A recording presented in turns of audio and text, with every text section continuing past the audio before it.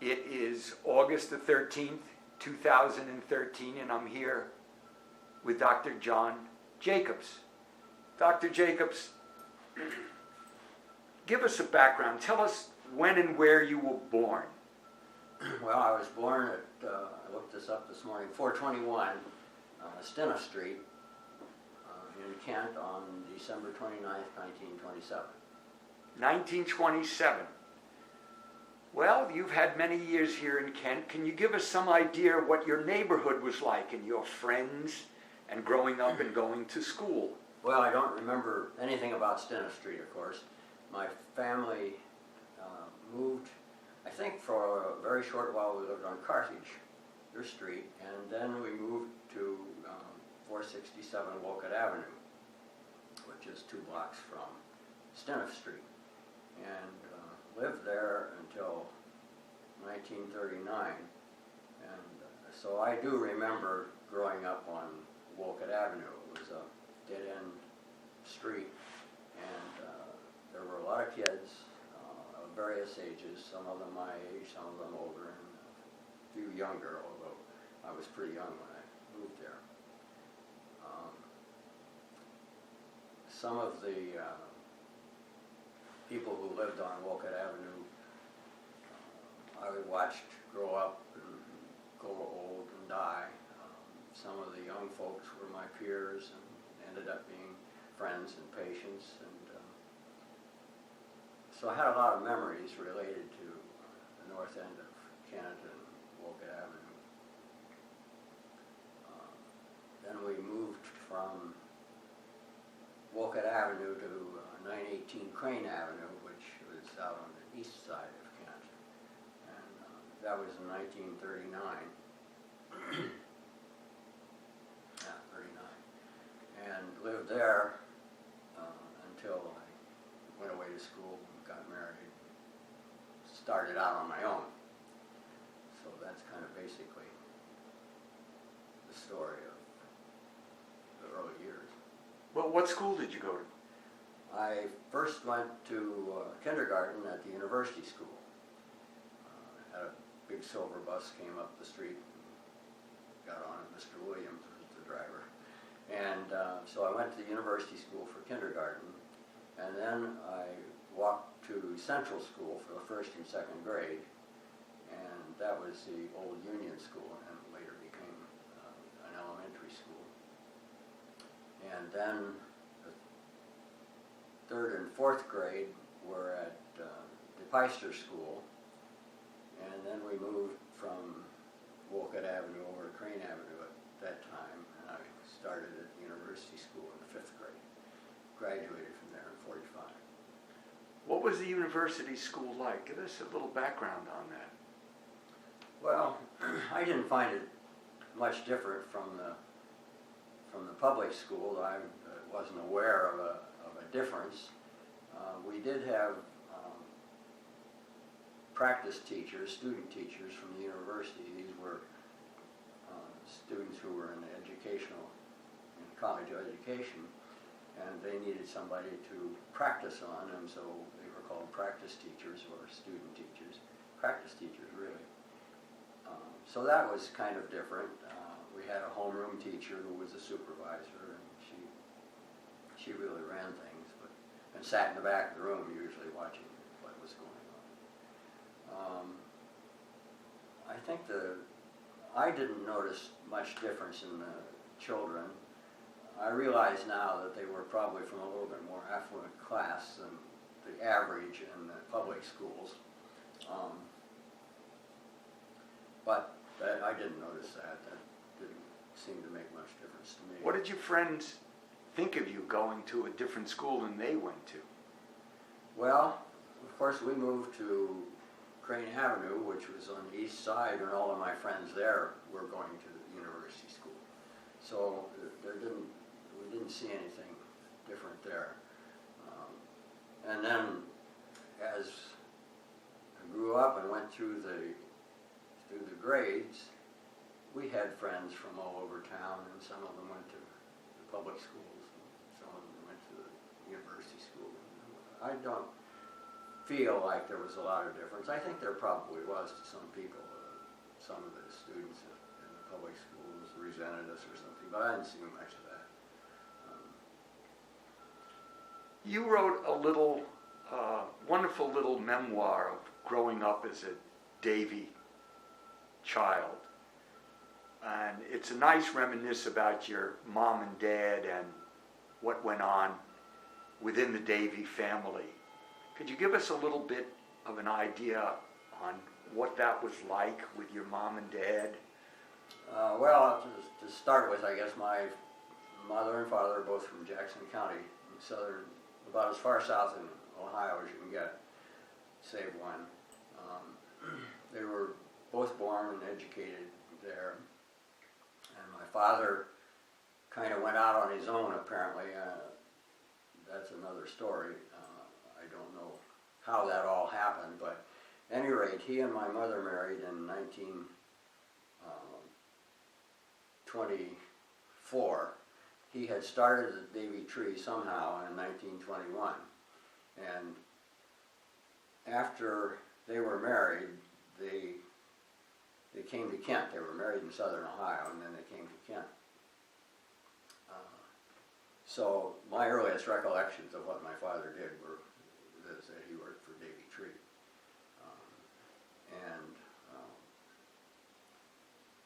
There were always Davy people around. There were several Davy families that lived on Wolcott Avenue where I lived. I suppose there were 4 or 5 Davy families that lived there. So we kind of grew up that way. There were usually, or quite often, Davy men in the house and visiting.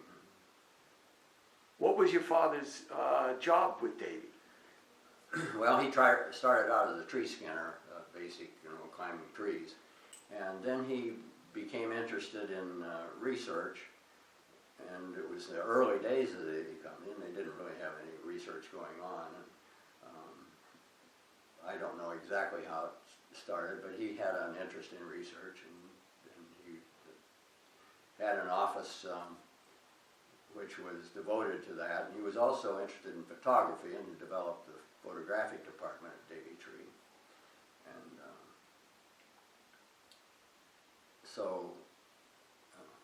then, as the years progressed, he climbed the ladder a little bit in Davy Tree and ended up retiring as the vice president. That's very interesting. Now tell us your teenage years, your early employment was interesting. I read about that. Well, I guess I delivered papers. My first job was delivering Akron Beacon Journal, and I had a route on first I had a route on the downtown and east side of Kent. I should interject here that in those days there were 2 editions of the Kent paper of the Akron Beacon Journal that came to Kent. The first one was what was called the green edition, and it was printed on green paper. At least the first page was printed on green paper. And then the second edition that came was the home edition, which was printed on white paper, and that had more home news and so forth. The green edition was the late breaking news, I suppose.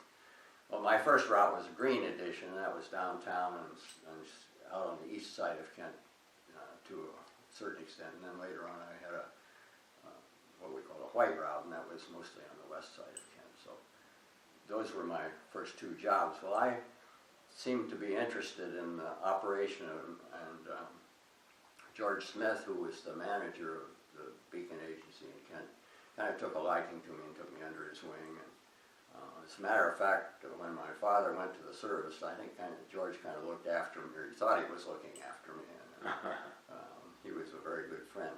So I began to work in the office at the Beacon Journal, and that was in circulation. I worked in there, and then I'm going to interject another one here. You remember Dick Berkner? His wife-to-be was Kay Tolt, and Kay was a reporter, and I knew her at after a while, for some reason or other, I got a job at Christmas time upstairs in Longcoy's store. Smitty's Beacon Journal shop was in a basement underneath Longcoy's store. And they needed a truck driver, I guess, at Christmas time. And so I started working for Longcoy's store as a delivery boy. And I worked there for many years, off and on. So those were my jobs in Kent. I never was employed anyplace else. What age did that take you to? Well, I worked in the store until I was in medical school, really. Okay, that's what Off and on. getting. Yeah. When did you start getting interested in medicine? Oh boy. I don't really know. I went to college and I didn't have anything particular in mind when I started in college, but I guess the medical type sciences kind of interested me, and then I had some pressure put on me from my family doctor, and they wanted me to go into medicine and osteopathy, and so that's where I went. Why osteopathy instead of regular standard medicine at that time? Well, my family doctor was a DO, osteopathic physician. He delivered me, Dr. Nicholas Ulrich. And so I didn't know anything different. That was just the way to go. And they wanted me to go into medicine, and they pointed me to their medical school, their osteopathic medical school. What school was that? Philadelphia College. It was called Philadelphia College of Osteopathy in those days, and now they have changed it to Philadelphia College of Osteopathic Medicine. I guess that fits a little bit better with the present. Now, after you finished medical school, where did you set up practice? Well, after medical school, I interned at Bayview Hospital in Bay Village, the famous Sam Shepard institution. You remember Sam Shepard murder trial. I was there, finished my internship on July 1st, and Marilyn was murdered on July 4th, so that was pretty close. So I had my internship there, and then came to Kent in 19... No, I'm lost. But at any rate, I came to Kent. Tell us about setting up practice in Kent and what that took, and maybe talk about the other doctors you knew and just the whole milieu of what Kent was like at the time that you came back and set up your practice. Well, the doctor who delivered me was Dr. Nicholas Ulrich, and he passed away after I'd started medical school. And his son, Donald, went into medicine, graduated in Philadelphia, and that's the reason I ended up in Philadelphia, and came back to Kent and practiced with his father, and his father died. And then when I graduated and finished my internship, I was invited to come into Don's practice. So he and I practiced together at 141 East Main Street above where the Black Squirrel is now. So that's where I practiced until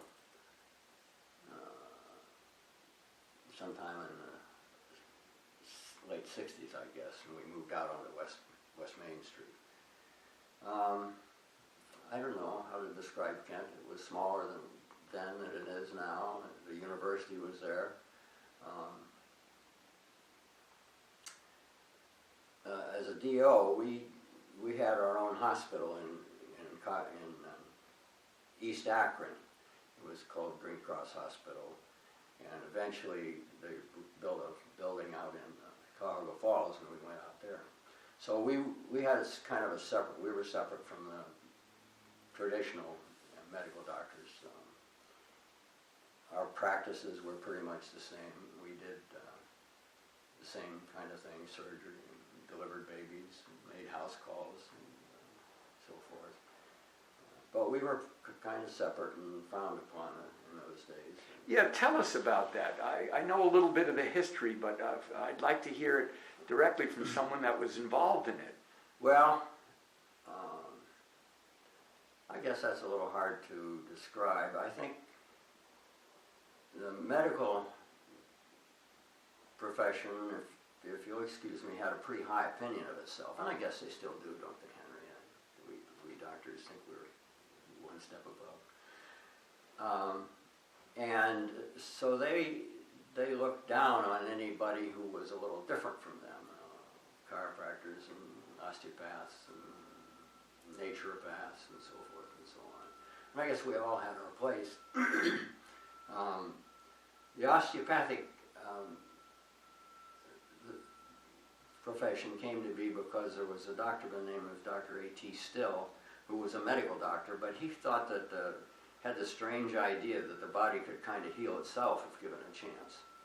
And we know now that that's really the basis of life, is that the body can heal itself. Everybody knows that to a certain extent. And so they used, among other things, they used physical manipulation and movement of the body parts and so forth. And then they were not allowed to do anything except that by law. And so we got that stigma that all we did was, one of my relatives in Jackson County called it rub doctors, that we could only do manipulation. Well, as time went on, that changed, and our medical schools were accredited, and we were drafted into the Army and all sorts of things, and so we became sort of equals, except that we weren't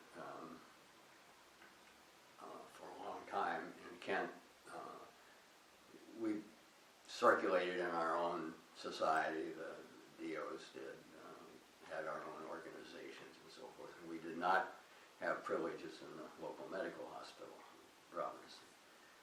As time went on, however, that began to change, and we had better relations with the local MDs, and they began to realize that we were qualified to practice, and we did surgery and babies and the whole business. And eventually were accredited to go into the medical hospital, and so we did that. We began to practice at Robinson Memorial, and I was the first DO who was president of the staff over there. I was on committees, and we had other DOs came in, and they took, had high positions, and we've been pretty much accepted over in the medical community.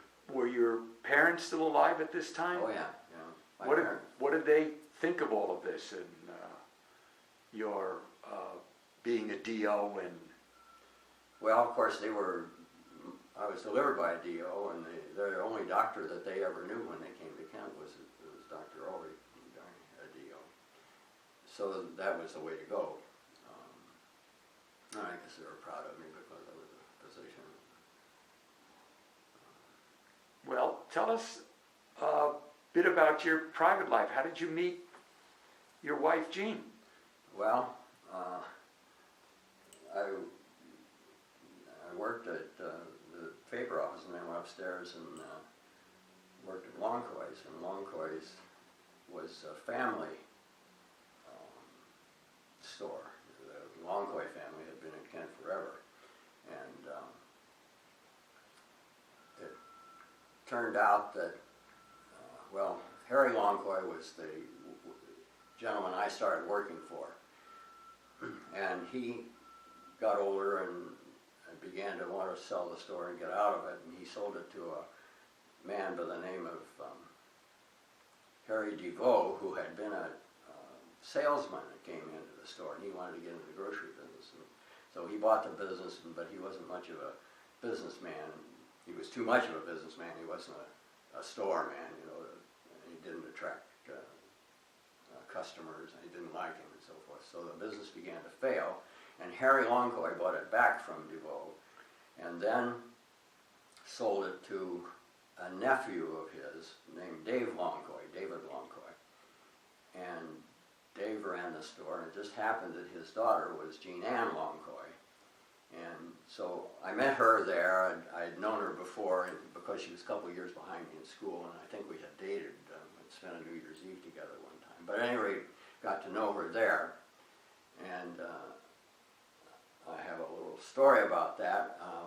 There was a bakery in the upstairs, the second floor of the store. And it eventually didn't turn out to be profitable, so Dave wanted to take it out. He closed the bakery, and then he wanted to take it out. There was a lot of ovens and bakery stuff up there. And one summer day, I was up there taking that stuff out, dismantling it, and beginning to take it out.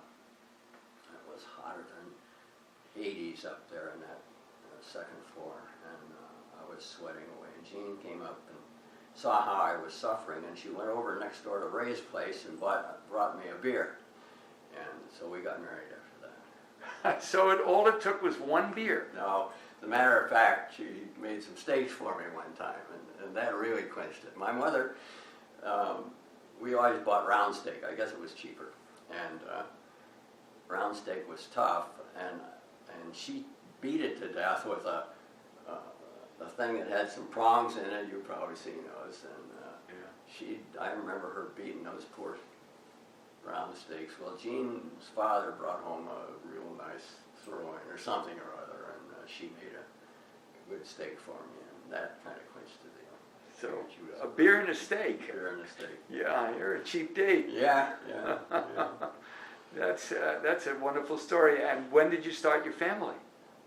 Well, we got married in 50, and we were in Philadelphia in school, and excuse me, and then we came back to this area, interned at Bayview Hospital in Bay Village, west side of Cleveland, and then came back to Kent in practice, and our first child was born in 55. We have two children, 55 and 57, and so that's when we started our family. You have any grandchildren? I have one grandchild. He lives in Kent. In looking back over all these years that you've been in Kent, and you are, I think, the consummate local, I would say. One of the few left. You've seen a lot of changes, and you were here during the May 4th shootings at Kent State. Could you give us a little bit of an idea of what it was like and what your experiences were during that period of time? Well, I didn't get involved in the May 4th thing very much, Henry. I was in the office on the west side of Kent at the time it occurred, and I heard about it. And my parents were in Akron or someplace, and they had a little trouble getting home, and they called, and they were all right. And my children were in school at what's now Davie Elementary. It was it's an elementary school.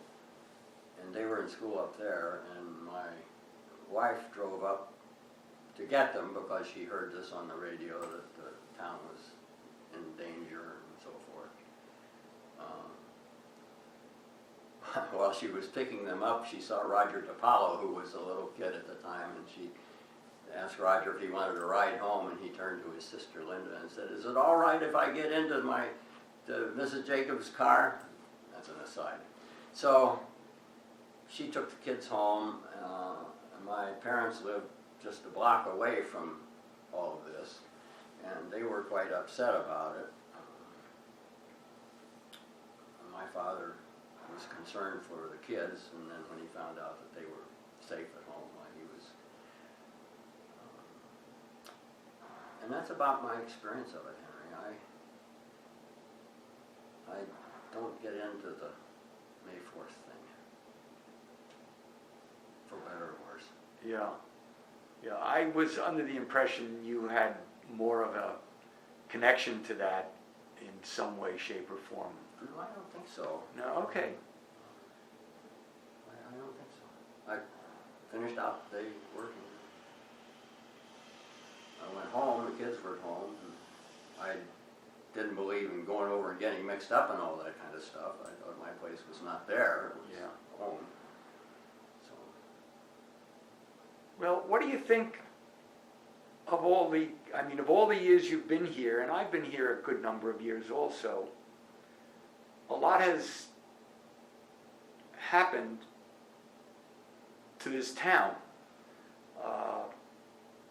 in recent days. I mean, it's one thing to reminisce over your history, and what do you think of the present? Well, I'm just pleased as punch, as they say. You know, we watched Kent kind of go downhill, and my wife said she thought the town was dying. I don't think I was that seriously upset about it, but it was pretty dismal downtown. Nothing changed, and it was dirty, and there was no new construction or anything going on. And then when this all started, the goings on, the things that have happened now, new buildings and so forth, I'm just as pleased as I can be. I look at the town and I'm so proud of it. And, we drive home from here, and there's people on the streets, young people, older people. Saturdays, so you can tell there's people coming in from all over the area, older people and their families coming into the stores and the restaurants and shops. And I'm just so pleased with it. All the construction. Yeah, that's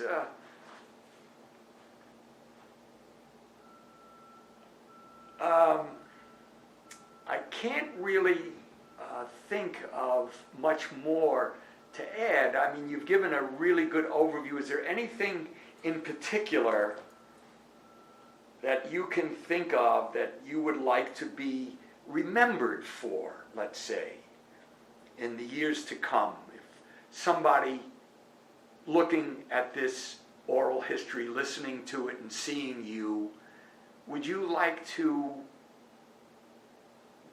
give us some of your wisdom or overviews or something you can tell us that...